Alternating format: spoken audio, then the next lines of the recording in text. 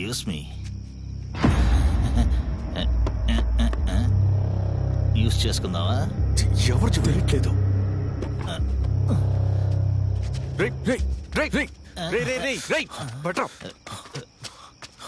నువ్వేంట్రా ఇక్కడ?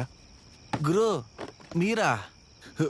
Bridge, auto, అమ్మాయి మొత్తం తీసుకెళ్ళిపోయాడు.